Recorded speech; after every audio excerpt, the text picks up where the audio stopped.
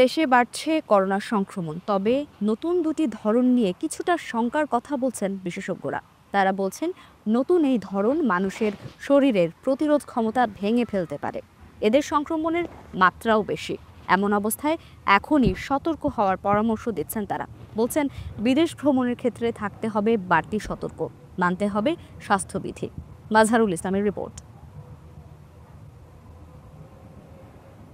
দেশে আবারও বাড়ছে করোনা ভাইরাসের প্রকোপ। কিছুদিন ধরেই বাড়ছে আক্রান্তের হারও। বিশেষজ্ঞরা বলছেন করোনার ধরন ওমিক্রনের দুটি উপধরন এর জন্য দায়ী।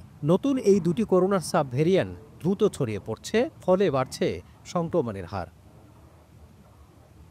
দেশে গেল মে মাস থেকে বাড়ছে করোনার পরিস্থিতি। সতর্কতা হিসেবে জনসমাগমে মাস্ক পরার অনুরোধ জানিয়েছে স্বাস্থ্য ও পরিবার কল্যাণ মন্ত্রণালয়।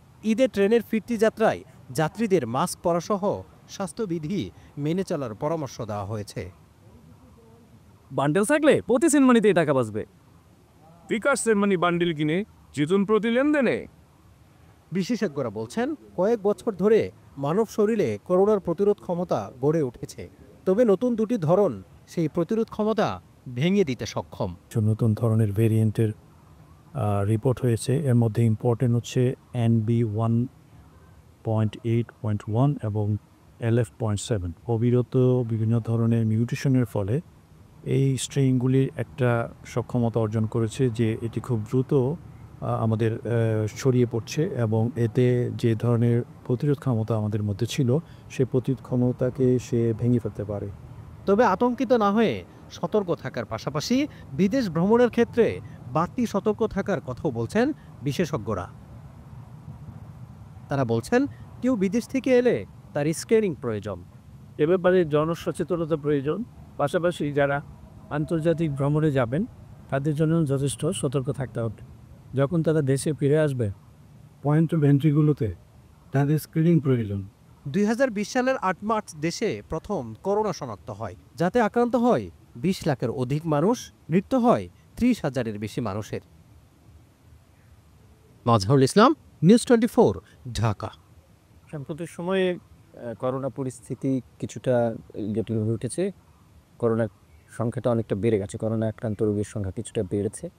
এটা যদি আমরা এপ্রিল মে এই দুটো মাসের সঙ্গে তুলনা করি, সেক্ষেত্রে তো অনেকটাই বেড়েছে। এপ্রিল মাসে করোনা সংখ্যাটা অনেকটাই কম ছিল। করোনা আক্রান্ত ব্যক্তির সংখ্যা অনেকটা কম ছিল।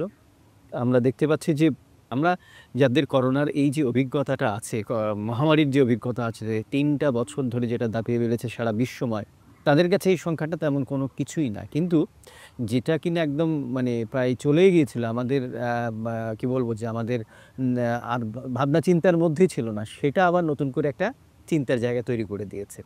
এবং আপনি বলছেন যে এখানে নতুন ভ্যারিয়েন্ট, হ্যাঁ, এটা একটা মানে আগ্রহেরও বিষয় এবং এটা একটা শঙ্কারও বিষয় যে বাংলাদেশে কিছু নতুন ভ্যারিয়েন্টের সন্ধান পেয়েছেন আইসিডিডিআর বিজ্ঞানীরা। তারা 9টি হাসপাতাল পর্যবেক্ষণ করেন। তাদের দেওয়া তথ্য অনুযায়ী আমরা বলবো যে তারা বলছেন যে XFG এবং XFC নামে দুটো ভ্যারিয়েন্টের কথা তারা বলছেন, এবং এটা হচ্ছে ওমিক্রনের যে Gen 1 ছিল তারই উপধারণ। এবং এখানে আরেকটা বিষয় মনে রাখা দরকার, এবং সেটা হচ্ছে যে পরিস্থিতি কিন্তু মোটেও আমরা বলছি না যে এটা ভয়ানক কোনো কিছু, এবং নতুন যে ভ্যারিয়েন্টও এসছে সেগুলোও যে খুব ভয়ানক কোনো কিছু, এটার মধ্যে যে এর মাধ্যমে যে খুব বড় ধরনের প্রকোপ ছড়াতে পারে ব্যাপারটা তা না, যারা গবেষকেরা বলছেন। কিন্তু এর সংক্রমণটা হয়তো কিছুটা বাড়তে পারে। এবং এতদিন ধরে যে ভ্যারিয়েন্টগুলো আমরা লড়াই করেছি ভ্যারিয়েন্টগুলোর সাথে, তার তুলনায় এটা খুব বড় কিছু না। এটা আমাদের মনে রাখতে হবে। আসলে খুব বড় ধরনের শঙ্কার কোনো কারণ নেই। এটা আসলে তো আমাদের মৃত্যু আমরা ডেকে আনতেছি। আমরা যাতে সহজে না মারা যাই এবং সহজে রোগমুক্ত থাকতে পারি, আমাদের মাস্ক ব্যবহার করতে হবে। আমরা করোনার সময় যেভাবে সচেতন ছিলাম, আমাদের ঠিক সেইভাবেই এখনো চলা উচিত, সচেতন হয়েই। যদিও আমরা নিউজটা পেয়েছি, কিন্তু আমাদের এই ক্ষেত্রে সতর্ক হওয়া উচিত ছিল। যেহেতু আমাদের এখন পর্যাপ্ত টিকা যে অভাবটা, তাছাড়া আমরা একটা দেখেছি যে গতবার যে টিকাগুলো কিন্তু একটা অ্যালার্জির একটা প্রকোপ মারাত্মকভাবে ছড়াই গেছে আর কি।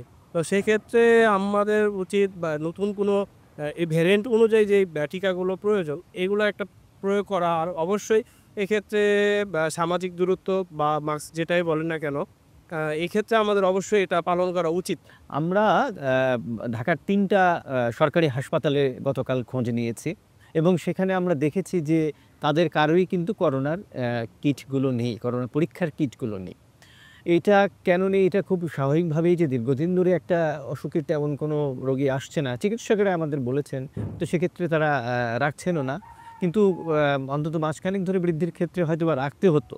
এবং কিট যে নেই, কিটের যে সংকট আছে সেটা গতকাল স্বাস্থ্য অধিদপ্তরের মহাপরিচালকই কিন্তু আমাদের কাছে এটা বলেছেন আরকি। এবং আপনি যেটা বলছেন যে এখন টিকা পরিস্থিতির কথা আরকি, তাই তো? তো এই টিকা পরিস্থিতিটা আমরা দেখছি যে সরকারের যে সম্প্রসারিত টিকাদান কর্মসূচি, তাদের হিসেবে এখন ৩১ লাখের মতো টিকা আমাদের সংগ্রহে আছে। সেগুলো ফাইজারের টিকা।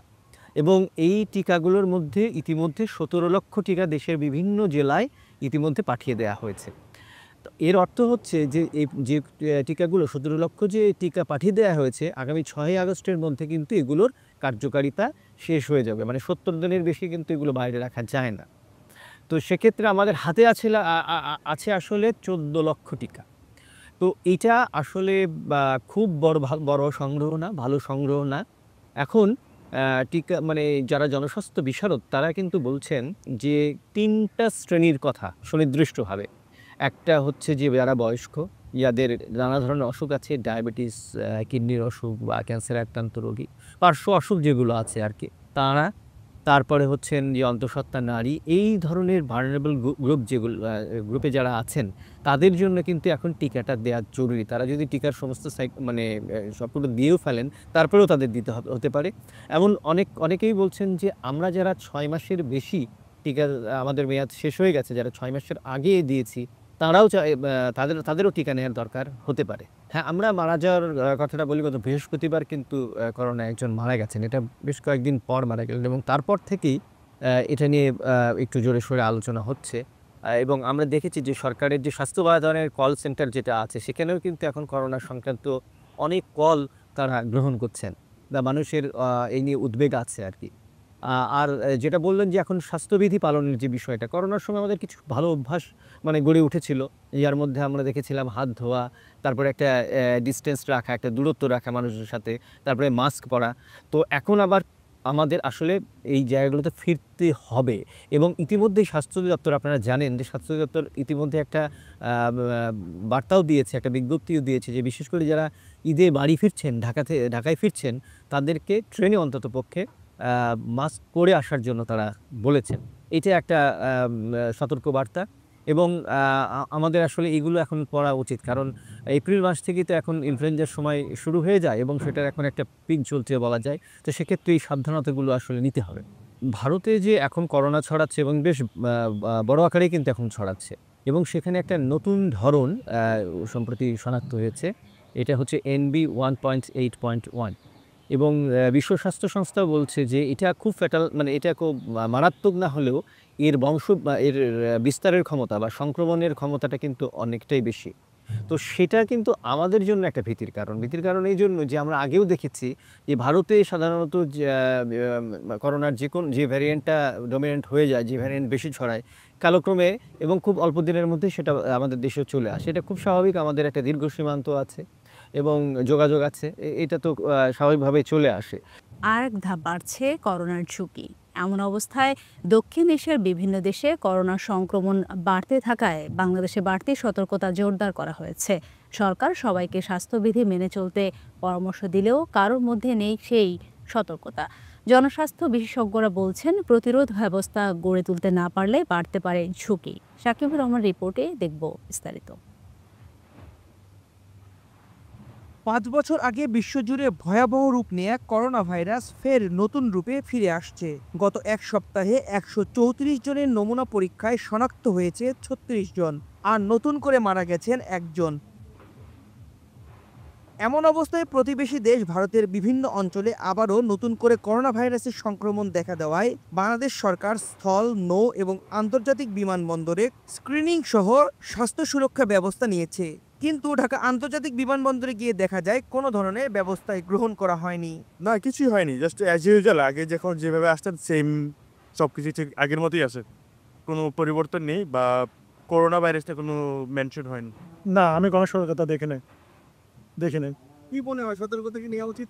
জি, সতর্কতা নেওয়া উচিত 100%। ঈদে ফিরতি যাত্রায় সবাইকে মাস্ক ব্যবহারের অনুরোধ জানায় রেল কর্তৃপক্ষ, কিন্তু রেল স্টেশনে সাধারণ মানুষের মধ্যে নেই কোনো সচেতনতা। এটা আসলে এখন থেকে শুরুতেই সচেতন হওয়া দরকার। হ্যাঁ, শুরুতে যদি সবাই মাস্ক পরে কিছুটা সেফ থাকা যাবে আর কি। জি জি জি জি আমি কি আর করি করি না, আনি নাই, আমি আনবো। না না, এটা জানি না যে পরিস্থিতি তো খুবই খারাপ। এদিকে মেট্রো রেলের যাত্রীদের মাস্ক পরার অনুরোধ জানালেও বেশিরভাগ মানুষ জানে না এ তথ্য। আবার দুই একজনকে দেখা যায় মাস্ক ব্যবহার করতে। এরকম কোনো বার্তা আমি দেখিনি এখনো। যদি জানতাম ইনশাল্লাহ আমি নিয়ে আসতাম। সারা দেশের মানুষের করোনার লক্ষণ আছে এমন সবার করোনা পরীক্ষা করে রোগী বের করে প্রতিরোধ ব্যবস্থা নেওয়ার তাগিদ জনস্বাস্থ্য বিশেষজ্ঞদের।